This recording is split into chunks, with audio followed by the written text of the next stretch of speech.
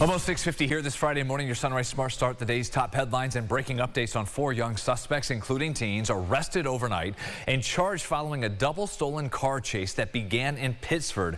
Deputies got the first calls at Gleason Circle Apartments around 7:30 p.m. for car break-ins. Once on scene, deputies tried to stop 2 stolen cars from leaving. They sped right away, beginning the pursuit.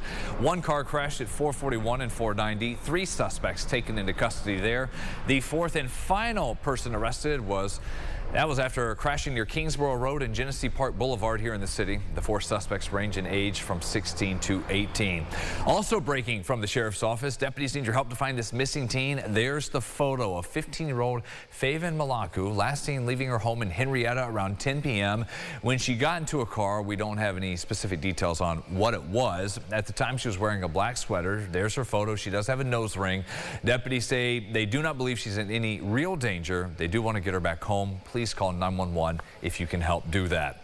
The FBI is now saying the man who plowed into the New Year's Eve crowd on Bourbon Street in New Orleans acted alone in that attack. They say new evidence, including video posted online, it shows Army veteran Shamsuddin Jabbar was, quote, 100% inspired by ISIS. Nobody's seen anything like this coming. I'm still shocked by the whole thing. It still doesn't seem like it actually happened. That interview from our Houston affiliate with the brother of the suspect. 14 families are left mourning the loss of lives cut tragically short that morning. Investigators have found no definitive link between the deadly truck attack in New Orleans and the blast of the Tesla Cybertruck outside the Trump Hotel in Las Vegas. Yesterday, the postponed Sugar Bowl was played at the Superdome after a message from President Biden and a moment of silence for the victims.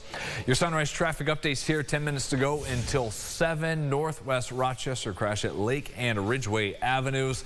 The view from our Greater Rock Sky Eye, the expressways around the metro looking okay for now and moving along at speed. We do need to start talking about when some of that might change and if you have any issues driving around this weekend, as we will slowly but surely have the lake effect arriving here. And again, lake effect, some hardly much of anything, right. Others will see a decent amount. You know, I don't think we've had any 590 backups all week, really. No. It's been nice. Winter break. Right. Yeah, exactly. Yeah. It's been nice. I think things are going to change as we get into next week. We'll see if this lasts until Monday, but it will be a long duration lake effect snow event. You've got flakes flying east and west of Rochester, but in the city it's all very light. Still winter weather advisory, and the focus really is north of Rochester. If you go south into the Finger Lakes, it's barely an inch or 2. So don't be surprised by this over the weekend. We'll take a look at your extended forecast and snowfall amounts at the end of the show. All right, thank you, James. Back to our headlines and new details this morning. The Rochester Board of Education is now under some new leadership.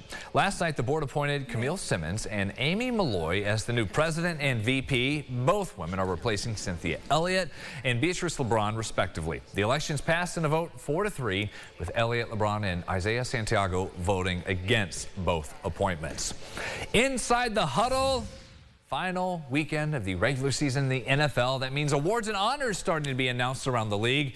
Taron Johnson for Buffalo goes home with the Kent Hull Stand-Up Guy Award. That recognizes him as a player who goes above and beyond with the local media, as voted on by more than 30 members of the Bills media group. Johnson not the only member for Buffalo to get some accolades. The Pro Bowl teams also announced. Josh Allen, Deion Dawkins both made the roster for the AFC. That selection is Allen's 3rd, Dawkins' 4th. No surprise here with number 17, right? Breaking several NFL records already while leading the Bills to their 5th straight division title. Even with the honor, Dawkins and Allen say the team still is focused on different plans for when we get to February. Reaction? Yes, let's go! So I got a phone call from Josh. You know, I was at Tim Hortons. And he called. He was just like, congratulations, Doc. He said, you're all pro tackle. And then he said, this is just something small, but let's go and get the big one. You know, celebrate this little win. You know, it's a little but big win. You know, like Pro Bowl's not little. And then he's like, all right, but we got bigger plans. We got bigger plans not to be, you know, in Orlando, but to be in New Orleans. First up, before all that, in the playoff push, got to close out the regular season. We'll do that with Buffalo Kickoff Live Sunday morning at 11:30 here on News 8. And then it's Bills at New England kickoff with the Pats at 1. Before all that, this weekend, a a lot of fun returns to Blue Cross Arena. It's Mickey's Search Party, the mission this year for Disney on Ice. Aran joins us live one more time here at Sunrise from the arena. Aran. And Brennan, let me tell you, if you like the rest of the previews here, this one is insane. I don't know if you can see this yet, but we have people on hoverboards around me, and you haven't seen even their tricks yet. We're here with Edison again. So what are they doing, and what are these tricks for?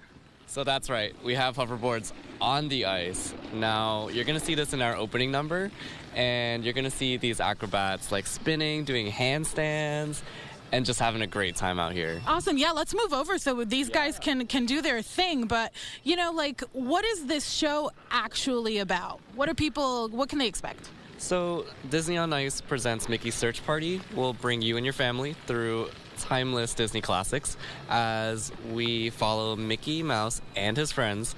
And what we're basically trying to do is we're trying to save Tinkerbell, who is trapped by Captain Hook and those pesky pirates. Oh my God, that Tinkerbell, man. She's always stuck somewhere. What's your favorite number in the whole show? My favorite number, it's got to be Frozen. I love Frozen. I love Elsa and Anna. Oh my God, sorry to cut you off, but at this point, they're just showing off.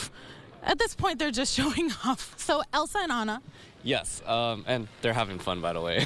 And yeah, I just love Elsa, Anna, Kristoff. And you're going to see acrobats doing flips on the ice, as I've said before.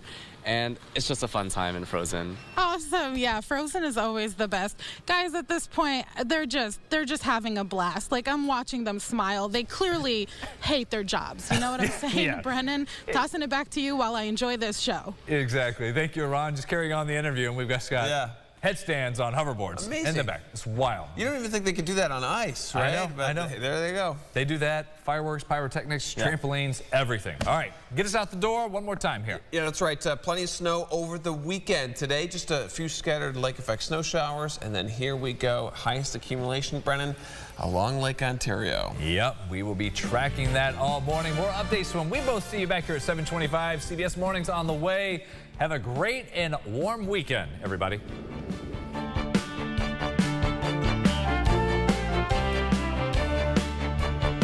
Follow News 8 wherever you are on RochesterFirst.com, Facebook, X, and on our app for news and weather.